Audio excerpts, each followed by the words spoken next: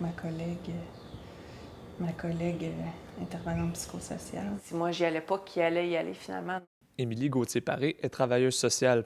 Elle s'est rendue au Sierra Leone en novembre 2014 pour combattre l'épidémie d'Ebola en apportant du soutien psychologique au personnel des centres de traitement, aux patients et à leurs familles. Les gens voient certaines choses qui les troublent.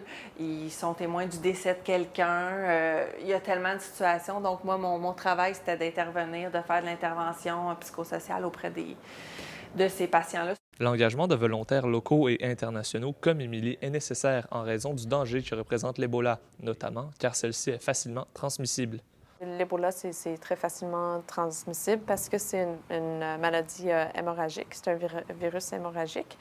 Donc, dès que la personne saigne ou même dans les liquides corporels, c'est transmis. En autant que le liquide corporel est encore frais sur la main, la contamination peut se faire à d'autres personnes.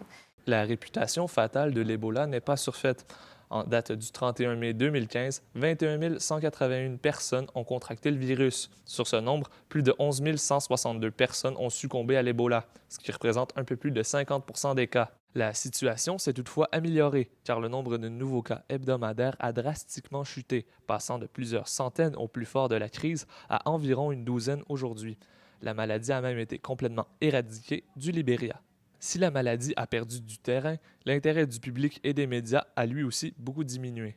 La psychose Ebola qu'on a connue à l'automne dernier dans nos pays a disparu et donc, par le fait même, l'attention médiatique aussi. Mais je pense qu'effectivement, on en a tellement parlé, ça a été tellement énorme que je pense qu'il faut revenir sur cette épidémie-là pour que les Canadiens, les Québécois réalisent que c'est pas fini, c'est pas parce qu'on n'en parle plus que c'est réglé. Traiter de l'état de l'épidémie aujourd'hui n'est pas le seul aspect de l'Ebola dont il serait possible de parler.